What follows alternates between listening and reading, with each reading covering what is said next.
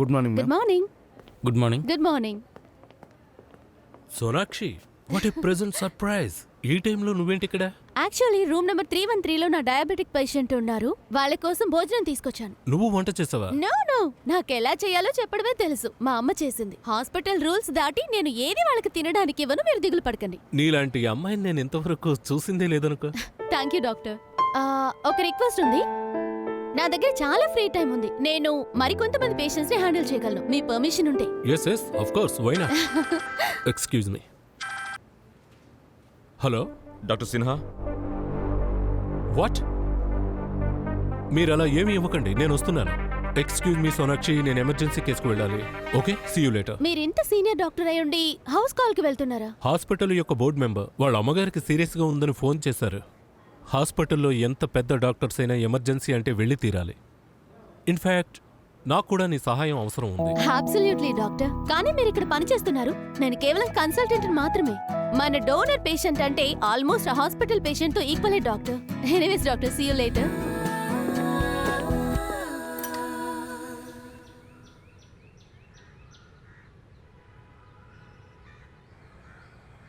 Stress ఎక్కువ ఉండడం వల్ల స్పృహ తప్పింది.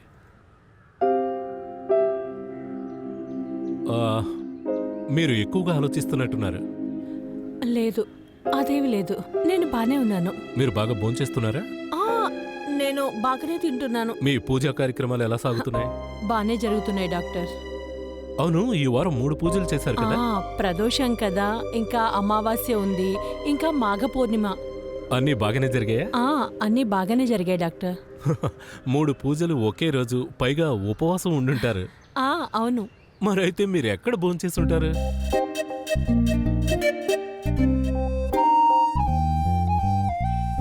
నేను భోంచేయకపోవడం వల్ల స్పృహ తప్పలే. అది వాతావరణం మారింది కదా డాక్టర్, అందుకే అలా అయింది. చూడండి, ఇప్పుడు ఏ సమస్య లేదు, కానీ మీ అమ్మగారిని జాగ్రత్తగా చూసుకోవాలి. ఈ రోజు బాగా రెస్ట్ తీసుకోవాలి. No movement, no work.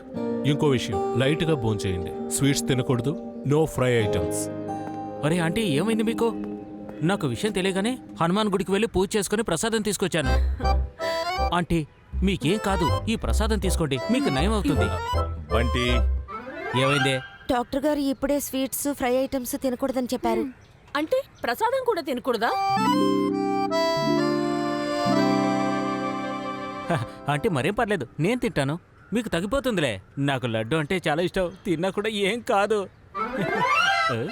Mister Dev, నేను కొన్ని టెస్టులు రాశాను. ఈ టెస్టులన్నీ చేయించాలి. మీరు నన్ను హాస్పిటల్లో కలవండి, సరేనా? ఇప్పుడేనా? లేదు, అర్జెంట్ ఏం లేదు. మీ ఫ్రీ టైంలో వచ్చి నన్ను కలవండి చాలు. ఇంకో ముఖ్యమైన విషయం, 4 గంటలకు ఒకసారి ఓఆర్ఎస్, గ్లూకోజ్ నీళ్లలో కలిపి ఇవ్వండి, సరేనా? ఇక నేను వెళ్తాను. డాక్టర్ గారు, నాకివ్వండి, నేను తీసుకొస్తాను. ఇంకా ఏమైనా పనులుంటే నాతో చెప్పండి, నేను అలా చేస్తాను. అమ్మ కోసం వెళ్ళి గ్లూకోజ్ తీసుకుంటా.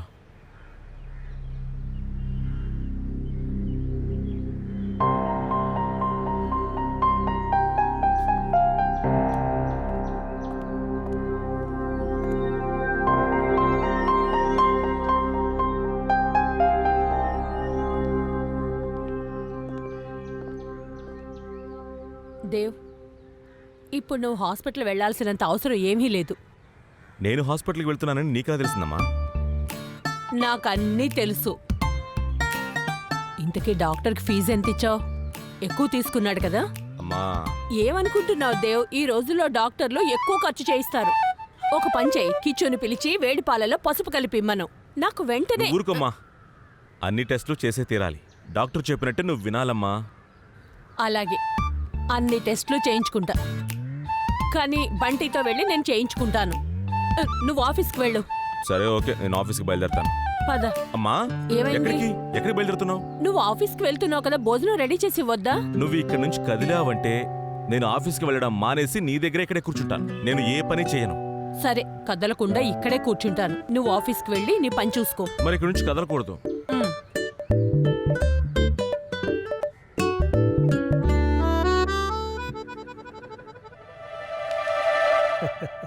మీరు డైట్ లో ఏదో చీట్ చేస్తున్నారు. లేకపోతే 2 కిలోలు ఎలా పెరుగుతారు? 2 కిలోలేగా ఎక్కువైంది. ఇంకొక ట్రక్కులో 500 కిలోలు ఎక్కువగా పంపించాను. దానికేం కాలేదు కదా. ఎందుకంటే మీ ట్రక్ ఒక రోజుకి ఎన్నో వందల కిలోమీటర్లు తిరుగుతుంది. మీరెన్ని కిలోమీటర్లు నడుస్తారు? అదేంటంటే నేను రోజు వాకింగ్కి వెళ్తాను కదా. ఎవరో నా వాకింగ్కి దిష్టి పెట్టారు అనుకుంటాను. అందుకే కొంచెం బరువు పెరిగాను. అలాగా, డైలీ వెళ్తున్నారా? Come in. Hello ma'am. Thyroid patient result వచ్చిందా? Yes ma'am. What happen? కానీ మ్యామ్, డైట్ అండ్ ఎక్సర్సైజ్ చేసినా కూడా ఫ్యాట్ తగ్గడం లేదు. అయితే ఆపరేషన్ చేయాలి. You can go now. Okay ma'am. ఏంటి మేడం, ఫ్యాట్ తగ్గలేదంటే ఆపరేషన్ చేస్తారా? అవును, ఎవరైతే డైట్ చేయరో ఎక్సర్సైజ్ చేయరో వాళ్ళకి ఆపరేషన్ చేయాల్సి ఉంటుంది. అడగకండి, చాలా పెయిన్ఫుల్ ఆపరేషన్ అది. కానీ మీకెందుకు టెన్షన్? మీరు డైట్ చేస్తున్నారు, ఎక్సర్సైజ్ చేస్తున్నారు. అవునవును మేడం, దేవుడి దయవల్ల నేను త్వరలోనే మీలాగా స్లిమ్ అయి చూపిస్తాను చూడండి. నిజం మేడం. తీసుకోండి. మీరింకా 1 కిలో పెరిగినా తర్వాత ఏం జరుగుతుందో చూడండి. మేడం గారు మీరే చూస్తారుగా. ఇక మీదట మేడం వేడి తగ్గుతూనే పోతుంది మీలాగా. Thank you madam. You welcome. అక్క, దేవన్నయ్య చెప్పింది కరెక్టే. అక్క, నువ్వు ఇలా అమ్మ దగ్గర గొడవ పడుతూ మాట్లాడకూడదు. దేవన్నయ్య తనెప్పుడు తప్పుగా మాట్లాడ్డు కదా. తను రాముడు అవతారం. తను చాలా పర్ఫెక్ట్. అందుకే తనకి అన్ని సంతోషాలు దక్కాయి, కానీ నాకు దక్కడం లేదు. నేనింతవరకు మిగతా వాళ్ళ కోసమే బతికాను. ఫస్ట్ టైం నాకు సమీర్ కావాలనుకున్నాను, కానీ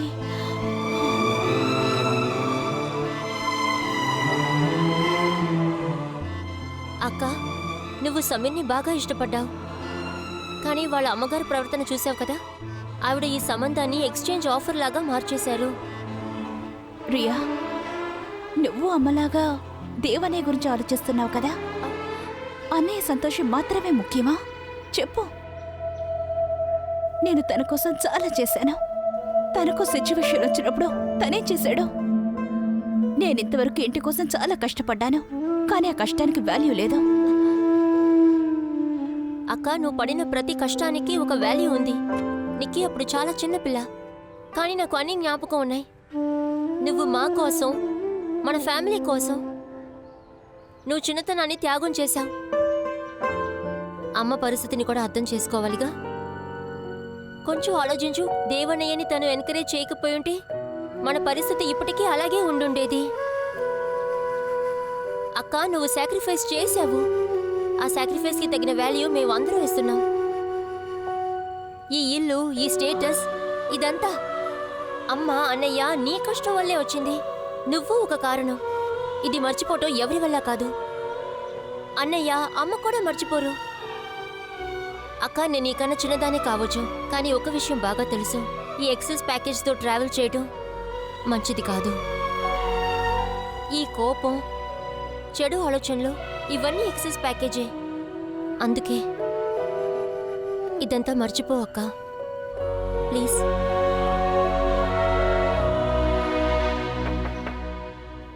mister Dev, please come.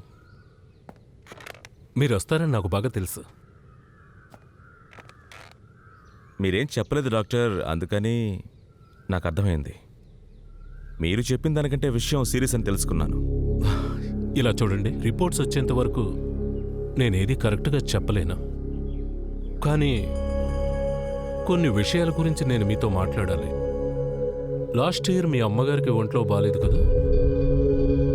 Last year అమ్మకి ఆరోగ్యం బాలేదా? ఈ విషయం మీ అమ్మగారు చెప్పలేదా? ఆవిడ ఈ విధంగా అస్తమానం స్పృహ కోల్పోతూ ఉంటారు.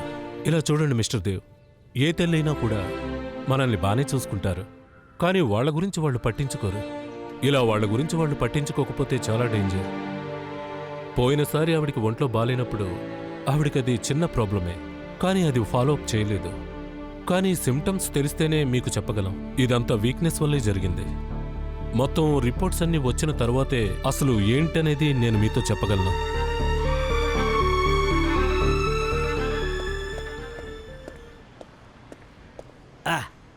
పిజ్జా కొన్నాను, బర్గర్ కూడా కొన్నాను.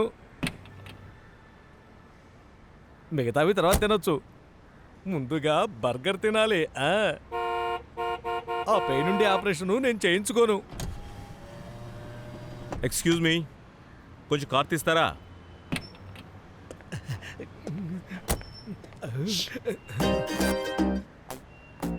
సో మిస్టర్ కోలిన్, ఇదే మీ డైటా? అది హాస్పిటల్లో అబద్ధం చెప్పడానికి సిగ్గు అనిపించలేదా? మేడం, ఇవన్నీ నా పిల్లల కోసం తీసుకెళ్తున్నాను. నేను చెక్ చేశాను అంతే. అలాగా? అవును. ప్లీజ్ మీరిద్దరు ఇంటికి వెళ్ళి గొడవ పడతారా? మీరా? నేను మీకు ముందే తెలుసా? లాస్ట్ మండే నువ్వు నాకు డాష్ ఇచ్చావు కదా. మీ వల్లే నా షాపింగ్ ఐటమ్స్ అన్ని రోడ్డు మీద పడి వేస్ట్ అయిపోయాయి. నా గోధుమ పిండి అంతా వేస్ట్ అయిపోయింది. గుర్తులేదా మీకు?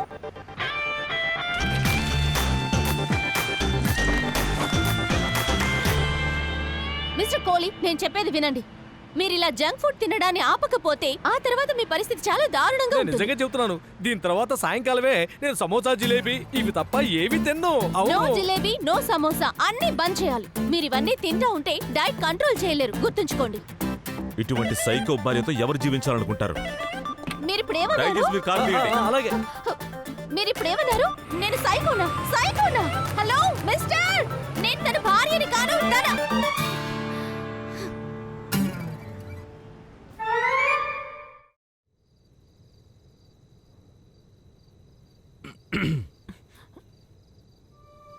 అరే దేవ్, ఆఫీస్ నుంచి ఎప్పుడొచ్చావు బాబు? అయ్యో నాకొద్దు, నేనేం తిన్ను. నీకు విషయం తెలుసా? ఉదయం నుంచి నిక్కీ, రియా 2 గంటలకు ఒకసారి ఏదోటి పెడుతూనే ఉన్నారు. ఇక చాలు, నేను ఇంకేమీ తినలేను. చెప్పు నాన్న, నీకు ఆఫీస్లో ఎలా గడిచింది? ఏమైంది దేవ్? ఏమైనా సమస్య? దేవ్, అడుగుతున్నది నిన్నే. ఆఫీస్లో ఏ సమస్య లేదు కదా? సమాధానం చెప్పవేంటి? ఆఫీస్లో ఏ సమస్య లేదు కదా? నేను ప్రతిరోజు నీకు ఆరోగ్యం ఎలా ఉందని అడుగుతుంటానుగా, కానీ నువ్వు నాకెందుకు చెప్పలేదు? ఏంటి? లాస్ట్ ఇయర్ నీకు ఆరోగ్యం బాలేదని చెప్పలేదుగా? హాస్పిటల్ కూడా వెళ్ళావు, నాతో ఎందుకు చెప్పలేదు? అది ఎప్పుడో. ఈ డాక్టర్లు ఉన్నారే ఏదో ఒకటి చెప్తుంటారు. ఏమీ జరగలేదు. శ్రావణ మాసం వ్రతం చేశాను కదా, దానివల్ల కొంచెం సమస్య వచ్చిందంతే. వ్రతమేమన్నా అంత ముఖ్యమా నీకు? అరే, అప్పుడు నువ్వు లండన్లో ఆఫీస్ ఓపెన్ చేస్తానన్నావు కదా, అందుకే వ్రతం చేశాను. అమ్మా, నా సక్సెస్కి నువ్వు తినకపోవడానికి ఎటువంటి సంబంధం లేదు. నువ్వేమంటున్నావమ్మా? వ్రతం చేస్తే అన్నీ తొలగిపోతాయా? సరే, నువ్వు ప్రూఫ్ చేయమ్మా, చూస్తాను.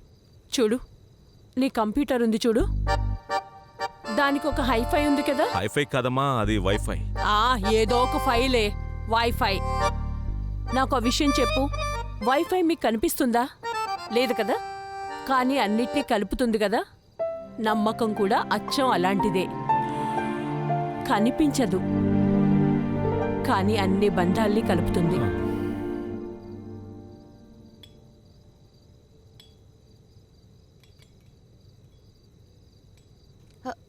అమ్మా, నెయ్యి ఇవ్వు. నెయ్యి ఇవ్వు. నెయ్యా? ఇదిగో వేసుకో. భగవంతుడా, మమ్మల్ని కరుణించావు స్వామి. ఏమండి, మన అమ్మాయి భోజనంలో నెయ్యి వేసుకొని తింటోందండి. త్వరగా రెడీ అవ్వండి, మనం గుడికెళ్ళేసొద్దాం. 501 రూపాయి నేను హుండీలో వెయ్యాల్సిందేనండి.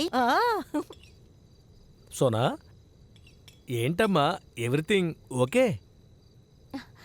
యా, ఎందుకు అలా అడుగుతున్నారు? ఏం లేదు. అదేమిటంటే ఎప్పుడు తినేటప్పుడు మెల్లగా తినాలని చెప్తుంటావు కదా, కానీ నువ్వు ఇప్పుడు ఒక ఎక్స్ప్రెస్ లాగా అని తింటున్నావు. అవును, నేను ఎవరికి ఏ సజెషన్ ఇవ్వకూడదు కదా. నేను ఒక ఇడియట్ని కదా. నా భర్తని నేను తిడుతూనే ఉంటున్నాను. ఇరిటేటింగ్ వైఫ్ ని. భర్త బాయ్ ఫ్రెండ్ని ఆ స్టేజ్ నుంచి ఎప్పుడు స్కిప్ చేసావు? ఒకవేళ మాకు తెలియకుండా నువ్వు పెళ్లి చేసేసుకున్నావా? బాగలేదు, సినిమా అసలు బాగలేదు. సరే, రేపు మాట్లాడుకుందాంలే. 146 ఐక్యూ, 146. అయినా నన్ను ఇడియట్ అంటున్నారు.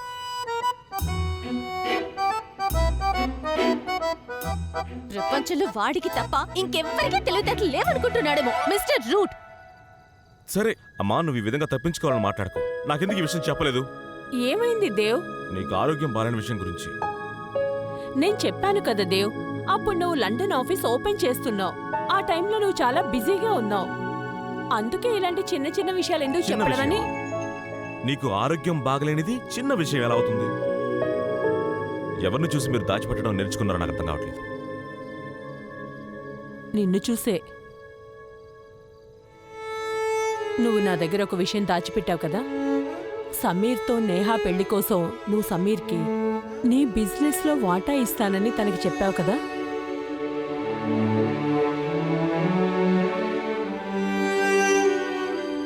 దేవ్, ఇది సరైన పద్ధతి కాదు. సొంత వాళ్ళకి బహుమతులు ఇవ్వచ్చు, లంచం ఇవ్వకూడదు.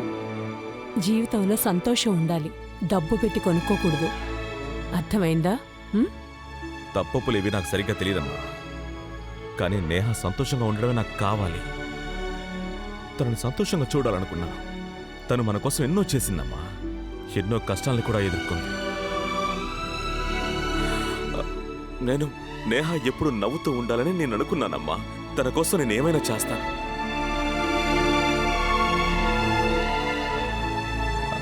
సరే, అవన్నీ ఇప్పుడెందుకు? నీ ఆరోగ్యం గురించి నువ్వు ఎప్పుడు కేర్ తీసుకుంటావు? చాలమ్మా. ఇకపైన హెల్త్ విషయంలో జాగ్రత్తగా ఉండాలి. నేను చెప్పినట్టుగానే ఇక మీరు నడుచుకోవాలంతే. నేను బాగానే ఉన్నానని చెప్తున్నాను కదా దేవ్. కుదరదు. నాకొద్దు. అమ్మా, నువ్వు తినాలి. వద్దు దేవ్.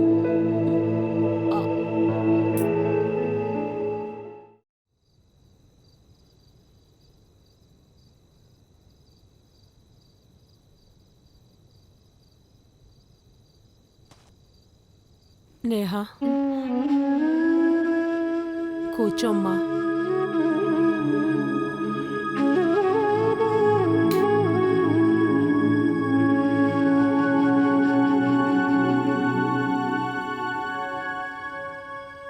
తప్పంతా నాదే అమ్మా. చచ్చా,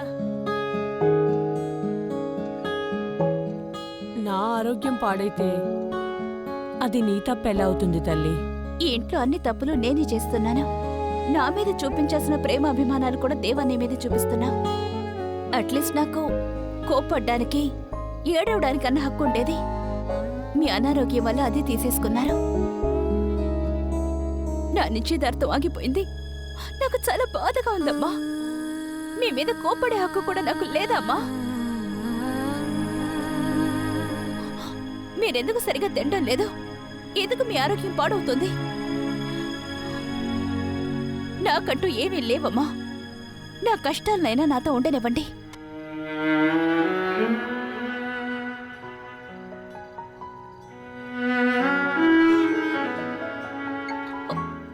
ఫీవర్ లేదు, కానీ ఇలా పడుకోనుంటే అది వచ్చేస్తుంది. లేమ్మా, నేను నీకు తలదూతాను.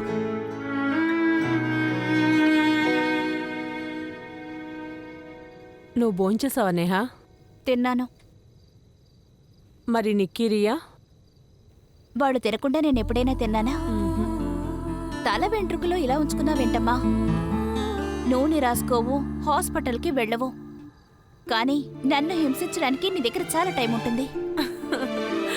నవ్వకమ్మా, అన్నయ్య చూస్తే దానికి నన్నే తిడతాడు. అలాగే తల్లి. నువ్వు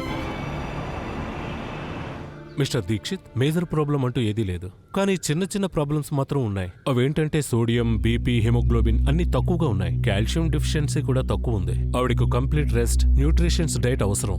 మన హాస్పిటల్లో ఉన్న న్యూట్రిషనిస్ట్ ని రమ్మని చెప్తాను. She's bright. తను మిమ్మల్ని కలవడానికి ఇక్కడికే వస్తుంది. Come in. Mister Dikshit, meet our nutritionist, doctor Sonakshi Bose.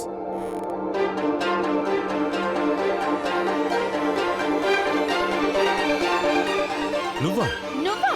నువ్వు న్యూట్రిషనిస్టా? నేను న్యూట్రిషనిస్ట్ కాకూడదా? అవ్వచ్చు, కానీ నువ్వు మా అమ్మకి అడ్వైస్ ఇవ్వాల్సిన అవసరం లేదు. Sorry doctor. నువ్వు అడ్వైస్ చేస్తావా? బాగుంటుంది, బ్రాండ్ న్యూ అడ్వైస్ గా ఉంటుంది. ఎందుకంటే ఇంతవరకు ఎవరికి అడ్వైస్ ఇచ్చుండవు కదా. మిస్టర్ ఓబోద్రో. ఏమన్నారు మీరు? మిస్టర్ ఓబోద్రో, ఇప్పుడు మీరు ఎందుకు బెంగాలీలో మాట్లాడుతున్నారు? తెలుగులో మాట్లాడలేరా? నేను బెంగాలీ అమ్మాయిని. బెంగాలీ మాట్లాడటంలో తప్పే ఉంది. ఏంటి? నేను బెంగాలీ అని అంటుంటే మీకు అర్థం కావట్లేదా? తుమ్మి ఎక్తా బోకా. దీనికేంటి అర్థం? నేను చెప్పను. నేను మిమ్మల్ని ఏమన్నానన్నది ఆలోచిస్తూనే ఉండండి. Suits you well. నిన్ను నిన్ను